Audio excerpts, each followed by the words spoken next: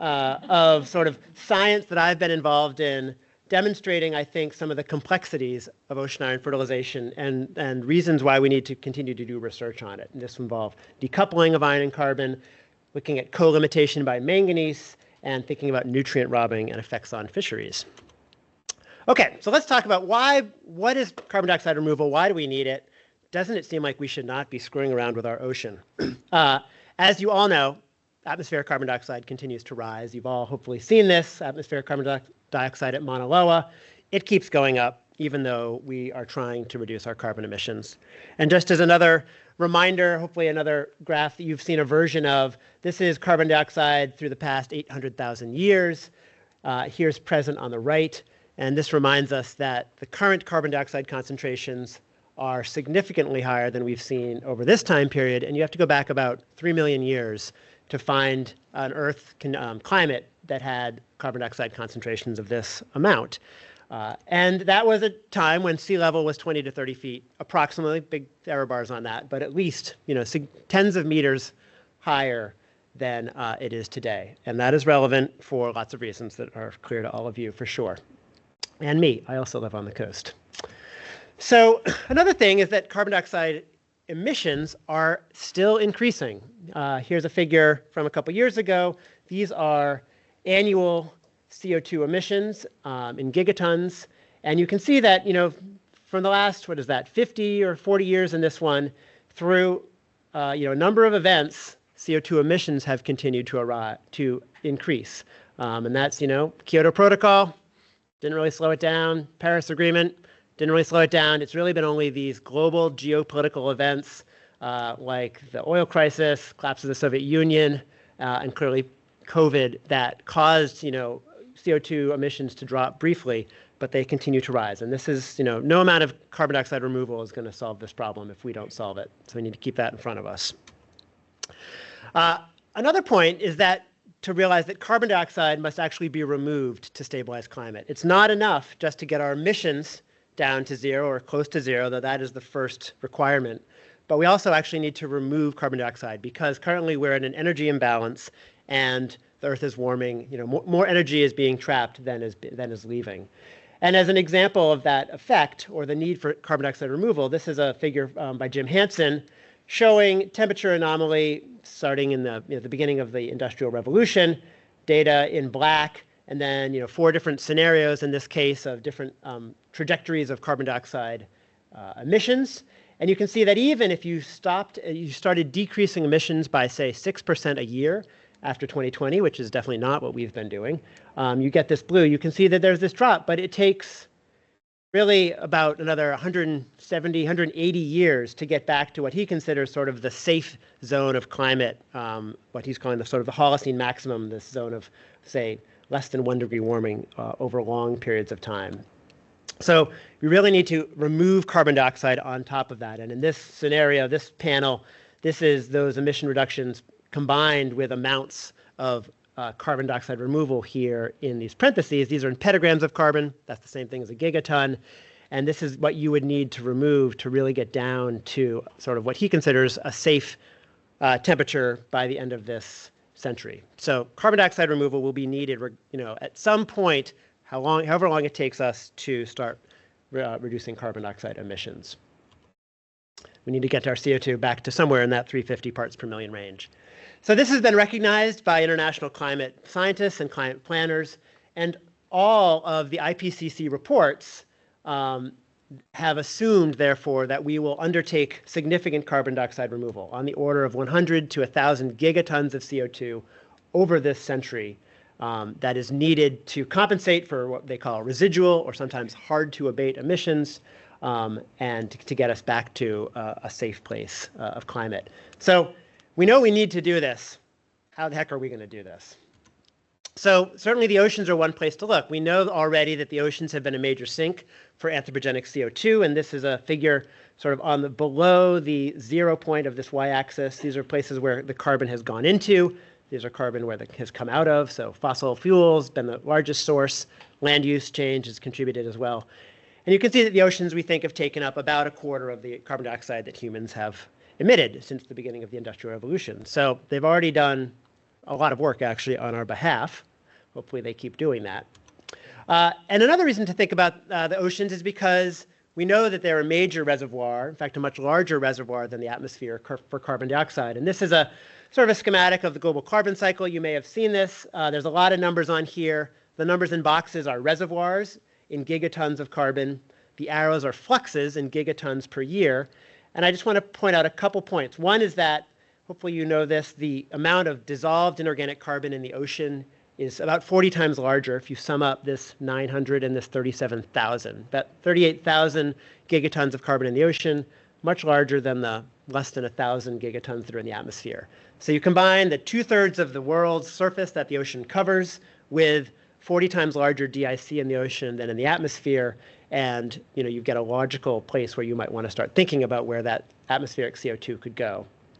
Additionally, there's pretty large fluxes in and out of the ocean every year, say 90 to 100 gigatons per year, which are much larger than the fluxes, say, from humans.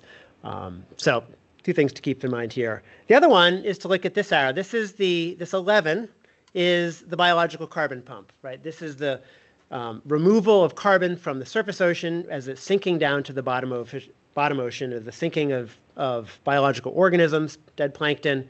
And that number is also significant. Oh, keep screwing this up. So one of the ideas behind ocean iron fertilization is to essentially prime that biological carbon pump to increase that number. Okay, so there are a number of proposed carbon dioxide removal approaches, not just ocean iron fertilization, and I want to sort of recognize that. This includes terrestrial approaches. So for example, direct air capture, where using a sort of an engineered approach, you actually remove CO2 chemically from the atmosphere and hopefully put it underground in some non-reactive form.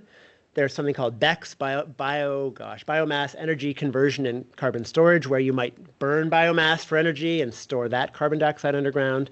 There's planting more trees, afforestation.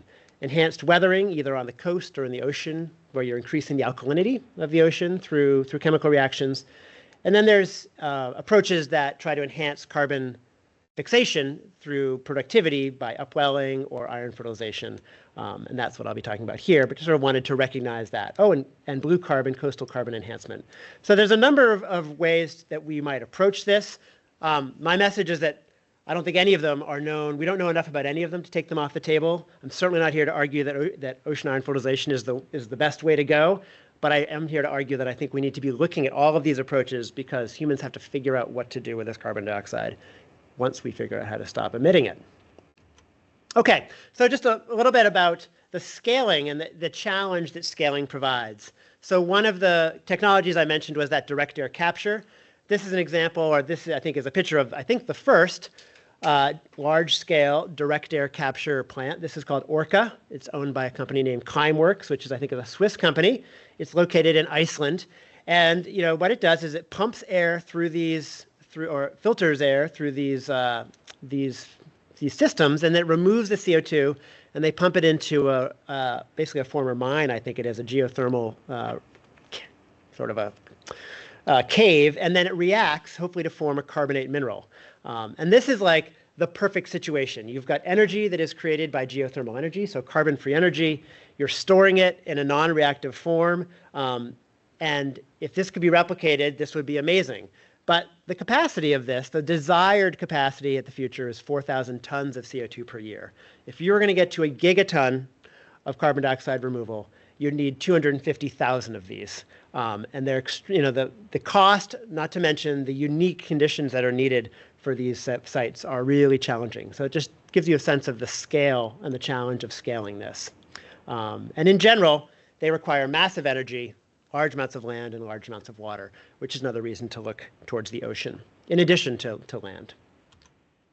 Okay, I also want to emphasize that CO2, I've said this, but I'm going to say it again, carbon dioxide emission mitigation must occur immediately first. And there's a really nice way to think about this in this sort of perspective piece by David Ho that was in, I think, Nature about a year ago, which is to think of this as in the context of like a time machine.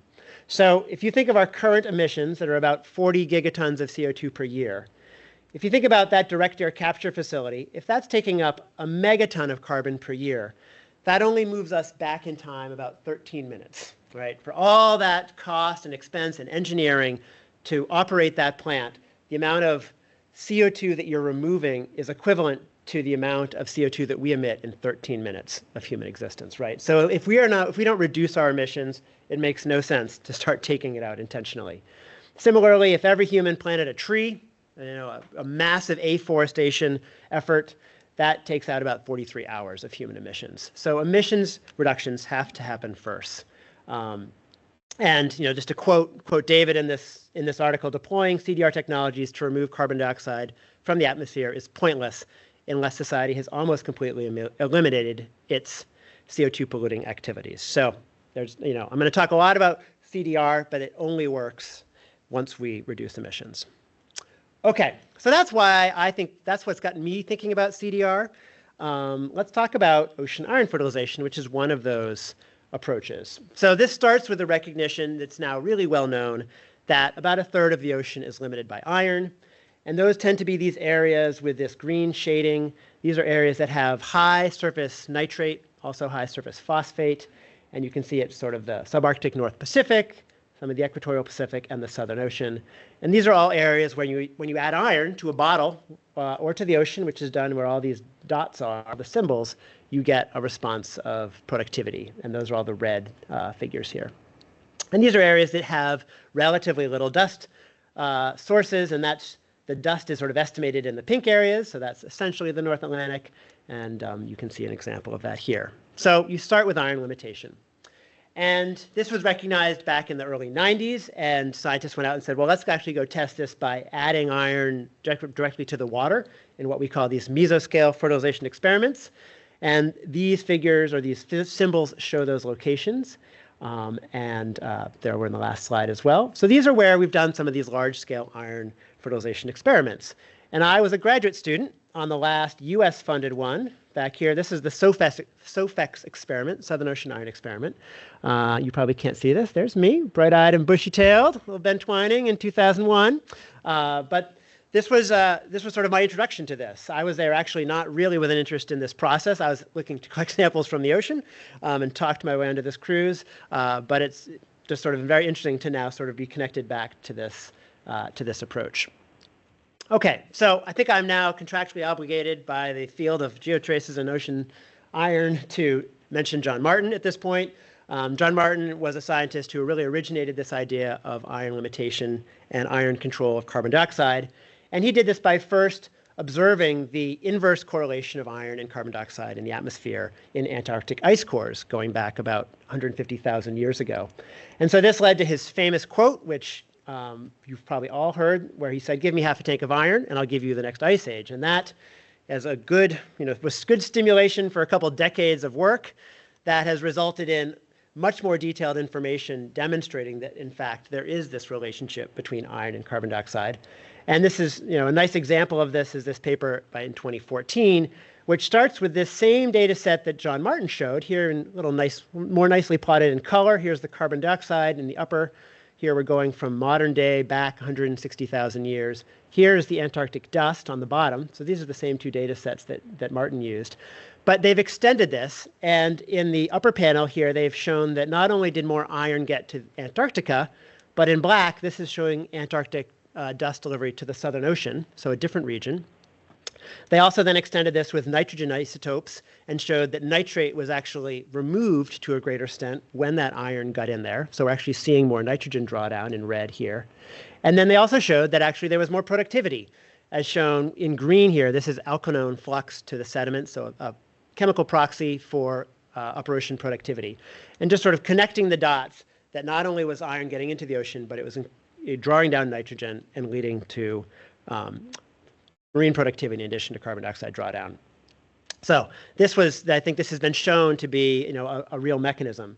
And the idea here is that iron is priming this biological pump, right? We have carbon, we have sort of this ecosystem, it's taking up carbon dioxide, some small amount of that is sinking to the bottom, the rest of it is being remineralized. But when we add iron, we can think of that iron dust increasing the size of the phytoplankton community. There's more biomass, and it also tends to favor larger organisms, often silicified diatoms, that might increase that flux downward. At least this is the idea behind this pretty simple idea of ocean iron fertilization. Okay, so that's the background. Does it work? So this is a study looking at sort of the results of a number of these mesoscale experiments. This is from DeBar 2005. They were trying to synthesize the results. And this figure shows the flux of carbon. So each of these is in units of moles of carbon per meter squared per day. So these are rates. And looking at a couple of different ways you might look at that rate. In green, there's primary production, so photosynthesis. Blue is change in dissolved inorganic carbon in the surface ocean. This sort of light orange is change in particulate organic carbon. Yellow is gas flux. And then pink is this actual measured export of carbon from the surface ocean. And you can see that in general, if you squint your eyes and trust me, you'll see that overall, generally there's about a 50% drawdown of DIC relative to primary production. And then carbon export is either really not measured at all in a couple of these, or maybe up to about a quarter of primary production. But it's really highly variable, right? And not all of them actually measured export or were able to measure export. So there's a sort of a pretty big disconnect mechanistically so far in these studies between actually getting a response of the community to observing carbon export, which is really what you need, right, if you're going to get long-term carbon drawdown. So following sort of the sum of these experiments, and in the early 2000s, there was growing interest, but also growing concern about ocean iron fertilization. And this was because of companies that were getting into this space that were interested in commercializing this technology and selling carbon credits. There were then conventions that were developed, the UN Convention on Biodiversity, the London Convention, and the London Protocol that have now put limitations on what can be done in terms of adding iron to the ocean. There was a lot of public outcry around the last of these experiments, low effects, in 2009. This is the Polar Stern that conducted this experiment, and it actually had to stop in the Atlantic Ocean for a couple weeks after it left port to do an additional environmental impact assessment because of all of the public outcry about this. So there was a lot of sort of pushback against this idea. And finally, there was an experiment done off the west coast of California, Vancouver Island. Basically, that was promising to enhance salmon stocks by adding iron. And a lot of attention, very controversial, and there was scientists who, as a community, sort of generally stepped back and said, we're worried about sort of the moral hazard that this presents, right? That this iron fertilization is being presented as just some simple thing you can do, just add some iron to the ocean, we can all keep emitting carbon, we don't need to change our lives, when clearly that wasn't and isn't the case. So this sort of field of research really dropped off. But here we are, still with a need to figure out how to do carbon dioxide removal. So what kind of scale might be possible? What do we know about this at all? This is a table from the 2021 US National Academy report on ocean carbon dioxide removal. And these are all modeling studies. Well, I guess there's some natural measurements here, but for the most part, these are modeling studies. And in general, these are all in gigatons of carbon, not carbon dioxide, but carbon per year.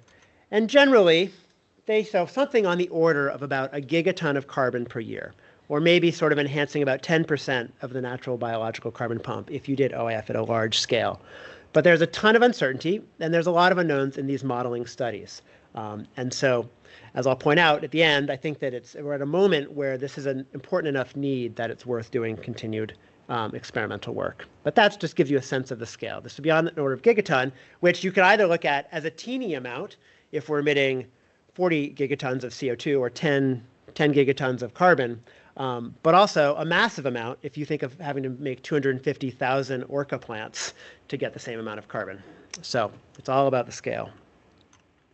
Okay, how are we doing on time? We're doing pretty well. Okay, so that's sort of my introduction. I now want to talk a little about my own research and sort of ways, sort of some of the complications that ocean iron fertilization presents that we might need to do more work on. So the first is looking at the coupling of iron and carbon.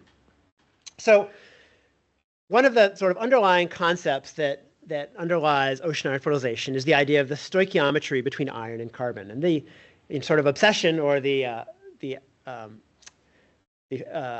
affinity, we'll say, of oceanographers for stoichiometry goes back to the Redfield ratio, this idea that there's a relatively consistent ratio between carbon and nitrogen and phosphorus. And that has been extended to iron. So you can look at the ratio of iron compared to phosphorus or carbon.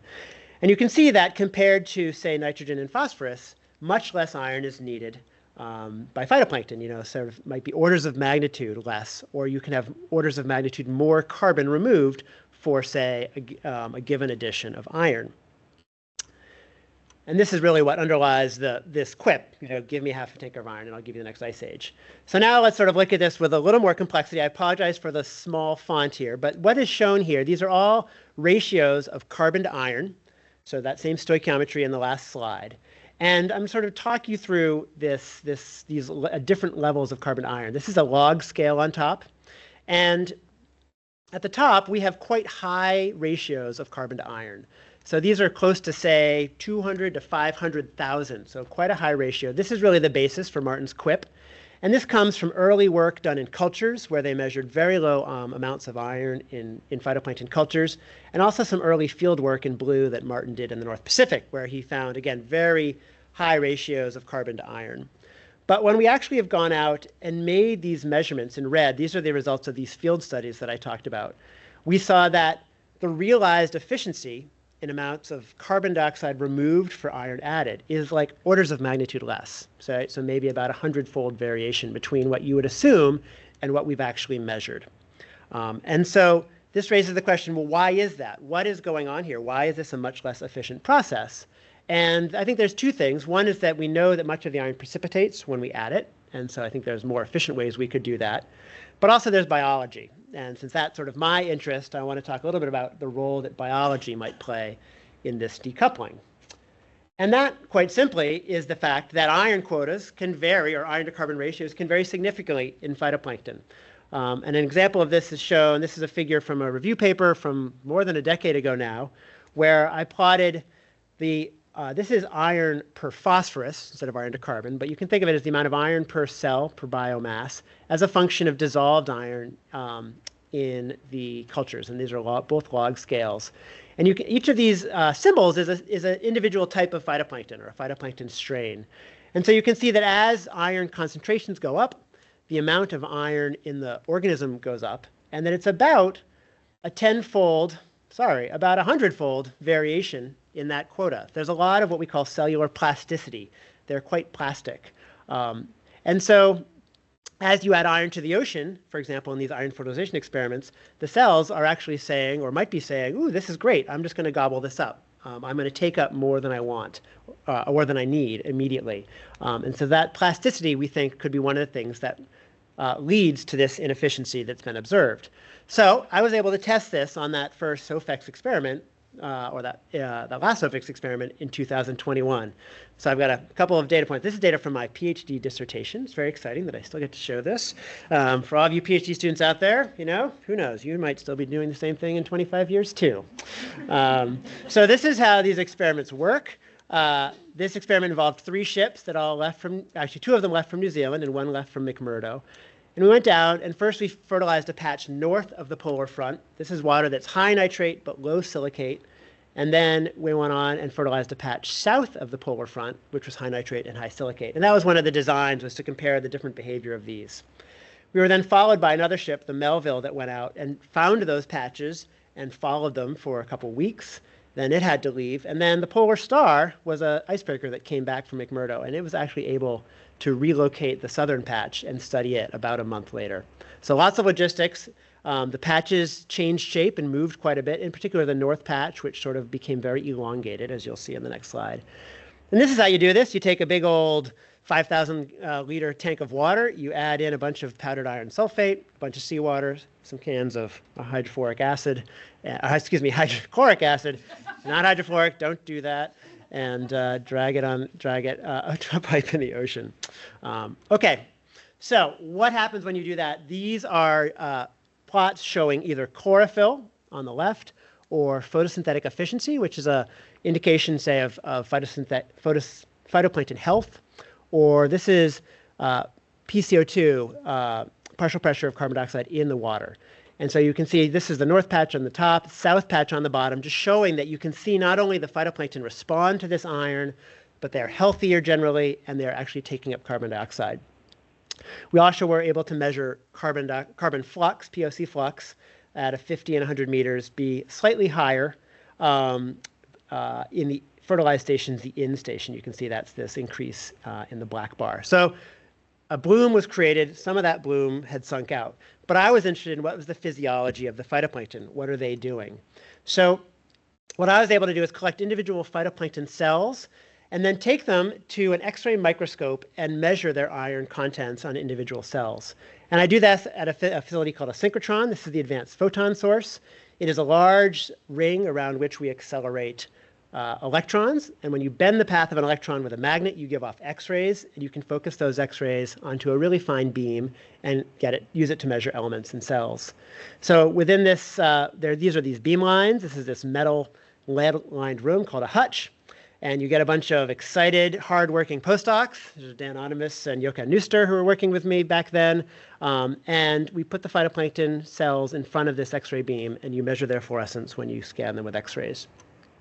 And you get two-dimensional maps, or three-dimensional if you choose. And these are 6 different cells collected from the SOFEX experiment. These are all dinoflagellates. This one was collected before the fertilization, and I have the chlorophyll fluorescence and then the iron map. So you can see the iron is pretty localized within the chlorophyll.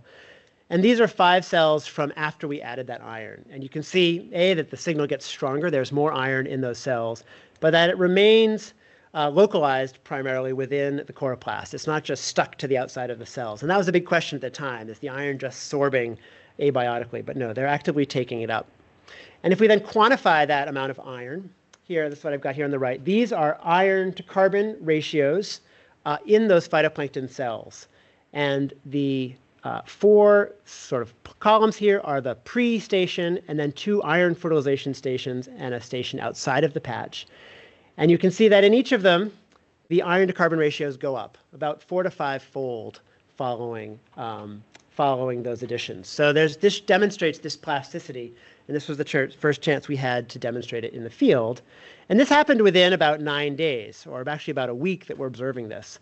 And here I've plotted the responses of chlorophyll and particulate organic carbon. And this physiological responses of uptake are happening really fast. Before we even see the phytoplankton community bloom, we're seeing these changes in cellular iron contents. Okay, so if we think about this now, one of the arguments I would make is that actually the SOFEX phytoplankton carbon to iron ratios that we measured, which are plotted here, you can see that they're sort of midway between these very high ratios that were originally assumed, these low ratios that were measured. And I think that this demonstrates that one of the components here is this luxury uptake of iron that is helping to decouple iron and carbon. All right, vignette number 2. Oh yeah, in addition to precipitation. I've already mentioned precipitation. You are like, totally, Ben. There's also precipitation happening. Okay, so now I want to talk about co-limitation as another possible complexity in implementing ocean iron fertilization. So phytoplankton require more than iron. And this is a version of the periodic table where it's been color-coded in terms of the elements that are needed for life. So the red elements are the sort of classic major building blocks of organic molecules: carbon, hydrogen, oxygen, and nitrogen, in addition to phosphorus and sulfur. And the blue elements are those metals and other trace components that are needed often as cofactors or in other roles in cells. And so many of these are the first-row transition metals. So we've got iron here. We've talked a lot about that. Manganese, cobalt, nickel, copper, and zinc are other elements that are needed as cofactors. So you need not just iron, you need these other elements as well. So what might happen if you didn't have enough of one of those? Well, one of those is manganese. Manganese is needed for a number of proteins, but that includes the oxygen evolving complex that's part of photosystem 2. And these are these 4 purple manganese atoms in the middle of this protein complex. And so all photosynthetic organisms need manganese for photosynthesis via this photosystem. So if there's not enough manganese, then you could potentially have manganese limitation as well. And that is starting to be documented now in the Southern Ocean. This is data from 2 different studies. One on the left is by Rob Middag et al., where they've just measured really low concentrations of manganese in surface waters of the Southern Ocean. This is a study that was in the Weddell Gyre. This is to the east of the Antarctic Peninsula. So there's the Antarctic Peninsula. And you can see these are these manganese, dissolved manganese concentrations. Blue is quite low. So these are sub like 0.2 nanomolar. They're very low. And this was, I think, one of the first papers that documented this and started to think about, actually, wait a second, are there enough manganese there to support life in addition to iron? And this was research was sort of advanced further by Tom Browning and his colleagues, where they did bottle incubation experiments across the Drake Passage here. And the blue stations are stations where when they added manganese, they saw a response. And the red are where they saw a response to iron. And then they have one with red and blue where they needed to add both to see a response. So you can see there sort of suggests that in these Drake Passage waters, where water's coming in from the Pacific, that actually manganese can be important as well. So suggesting that manganese might be an impact on the larger Southern Ocean ecosystem. So I was involved in an effort led by Nick Hocko and Al Tagliabue to look at this further with a model. This is the Pisces model that Alessandro has helped develop. And it's a fairly complex ocean biogeochemical ecosystem model. It's got a number of limiting nutrients, a number of phytoplankton groups, zooplankton groups. And what Nick and Al did was, sorry about that, was to add manganese to that model as a nutrient. And they thought a lot about how to parameterize that and to think about what controls the demands for manganese. And one of those things that I mentioned is the photosystems. And so they looked at, for example, the manganese requirements needed by Southern Ocean diatoms that are used to growing in low manganese areas. And particularly look at them under different light levels. How do they change with light as the photosystems change? So they use this data to help parameterize those models. This model. Let's go forward. We are. So what they found, to jump to the end, is that manganese limitation may weaken the biological carbon pump. And so this is model output. Here, these are the predicted surface manganese concentrations around Antarctica. Blue is quite low. You can see areas where manganese is really low. And then they estimated the strength of either manganese or iron limitation. And the red, yellow colors are where there's stronger limitation. So you can see there's certainly lots of iron limitation, but there are also areas where manganese limitation was observed. And then they were able to compare those strength of those two together and look at the resulting eventual change on the biological carbon pump. And you can see there are these areas, for example, in red, where manganese is thought to weaken that biological carbon pump in addition to iron. So taken overall, they estimated that about 60% of the waters south of 40 degrees south, so the beginning of the Southern Ocean, could likely experience manganese limitation at some point during the year. And that this could reduce the carbon export past 100 meters by maybe up to 30% in some areas, primarily in the subantarctic areas. So this was really helpful both in sort of thinking about estimating the scale of this manganese limitation, and there was also a seasonal aspect as well, that this manganese limitation is likely to happen in certain points of the season, in particular later in the summer. So they went a little bit further and then looked at how manganese limitation might have affected the ocean productivity during the last glacial maximum, when, as I've shown, we think there was more dust and more iron getting into the ocean. And so here's similar sort of model output from the studies. And here again on the right, you can see this change in the biological carbon pump during the last glacial maximum, LGM, when you include manganese limitation. And these blue areas are, again, areas where we think that it may have been a factor. And again, that in about 30% of that biological carbon pump may have been impacted by manganese in the Southern Ocean. So this raises the question, what would be the implications for iron fertilization? If we think about that as a sort of a human analog of adding more dust to the large-scale ocean, I think this demonstrates that you would need to really start thinking about when and where you added it and what effects manganese might have.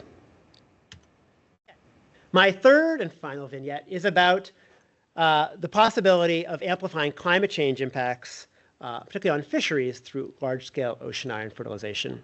So this is based on this concept of nutrient robbing, which is the idea that taking up more nutrients in the Southern Ocean by adding iron may reduce the amount of nutrients that make it farther north to support primary production elsewhere. So to explain this, first we sort of think about the circulation of water in the Southern Ocean. Here's Antarctica, here's South America, and water is mixed up through the very energetic conditions of the ACC, Antarctic Circumpolar Current, and then some of that water sinks down and moves north in the Antarctic bottom water, and other sinks down and moves northward in subsurface but middle of the ocean water masses. And that's shown here in this sort of more complicated diagram. Here we have the polar frontal zone and the subantarctic zone, and you can see these arrows showing water that is cooling and sinking. We have the Antarctic intermediate water, we have the subantarctic mode water, and each of these are moving north. And they are sinking from areas that have a lot of nitrate phosphate and silicic acid, as I've pointed out. And so if we add iron to these zones and we remove that nitrate, phosphate, and silicate, then less will be moved northward. And this is what we call nutrient robbing. This idea that fertilization could trap those nutrients in the Southern Ocean and reduce productivity elsewhere. So this has been hypothesized. It's been looked at in models already. But we wanted to take this a step further and look at the interaction between this possibility and also the expected effects of climate change on productivity in lower latitude regions. So the conventional wisdom of what's going to happen with climate change is as we get more warming in the surface ocean, it's going to increase stratification, and that is going to decrease mixing and nutrient inputs across the pycnocline, across the nucleocline from deeper waters. And this is the basis for example, climate predictions that fisheries potentials will change in the future. This is an IPCC report showing the change in maximum catch potential in 2050 to 60 compared to 2010. And red areas are areas where they're predicting less fisheries production, and blue are more. And so these areas where they're predicting less is in part through this mechanism, by assumption that we're going to have less nutrients and therefore less primary production due to ocean warming. So we have this potential that ocean iron fertilization and nutrient robbing could sort of exacerbate this problem of fisheries reductions or primary production reduction. So we again use this Pisquez model to study this. This is the paper that came out in 2023 looking at that. And so here, this is now what we did is we tested a number of iron fertilization scenarios, and then we added those to climate change. So this is an output of just ocean iron fertilization on its own. Red are areas where you get more primary production because you're adding iron to these iron-limited areas. So Southern Ocean shows a big response, Equatorial Pacific, North Atlantic. But you also get these areas in dark blue where we're getting less primary production as a result of iron fertilization. And we think that this is basically nutrient robbing occurring after 8 or so years of that. You also see, for example, a drawdown in nitrate, right? Nitrate is going down in the upper 100 meters, supporting that decrease in primary production. So then we looked at ocean iron fertilization on top of that. And here, this is carbon export in petagrams per year over the next, this is over this 150-year period. You can see the black is that predicted drop in productivity just as a result of climate change. And this is what you'd predict if you did a big pulse of iron fertilization. You'd get this big take-up of carbon, and then it would drop as well as nutrient reductions spread over the globe. So the sum of that does suggest 20 to say 50 gigatons or petagrams of additional carbon export by 2100. So it will, there will be a net uptake of carbon for sure, but what will be the impact of that? So to look at that, we took those predicted changes in primary production and we put on top of them a fisheries model, which predicts fisheries biomass as a function of primary production and temperature and other components. And this is the predicted change in animal biomass. This is the additionality after iron fertilization. So red is an increase, blue is a decrease. You can see lots more fish are predicted in the Southern Ocean because we're increasing the primary production. But these blue areas, again, are areas where it predicts decreases in fisheries production as a result of iron fertilization. And that includes, parts of Southeast Asia, parts of the west coast of Africa, and parts of west coast of South America. And we went one step further and then layered these predictions on top of exclusive economic zones to think about the sort of impacts of this. And I'm going to skip this sort of complicated plot, but here I've just shown a color scale. The red areas are areas that essentially will see less fisheries biomass as a function of climate change, that's the CC, as well as less biomass from ocean iron fertilization in red. And you can see that these are large areas. There are some, the blue and the green, for which iron fertilization would enhance fisheries biomass, but many for which iron fertilization could decrease biomass. So that looks pretty dramatic. I've been criticized, I will say, by some of my colleagues for using a winners and losers terminology. I was trying to be simple about it, but it is true that really there are no winners in climate change. I don't want to infer that there are. But the point of this is just that these impacts are going to be differentially distributed across the globe. And this raises real issues of equity and governance as we think about any type of large-scale ocean activity. Last thing I want to point out is that these changes are also relatively small compared to climate change. So climate change on its own, by this model, is predicted to decrease fisheries biomass about 16%. Ocean iron fertilization on top of that is about 5%, not going in the right direction, but I think we need to recognize the uncertainty of these estimates. This is just a modeling exercise. Okay, so gosh, Ben, seems like you've done a pretty good job convincing me that iron fertilization is a horrible idea. Why pursue this at all? And I think that even given what I've told you, I think that there's still some things that we need to recognize. One is that regardless, we need to find CDR solutions as humanity, as people living on Earth. All approaches have drawbacks. The ones I've pointed to could be significant, but these are really model suggestions. I think we really need work with experiments to test them. Previous experiments, those mesoscale experiments, were really not designed to assess the efficacy or efficiency of this. We know that models are simplifications with significant limitations.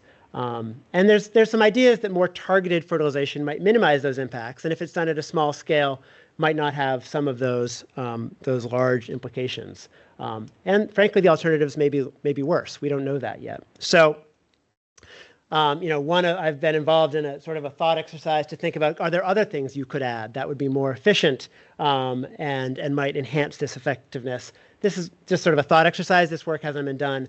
But I think we should recognize that we really haven't tried to solve this problem yet. We've really just sort of trying to suggest areas that need attention.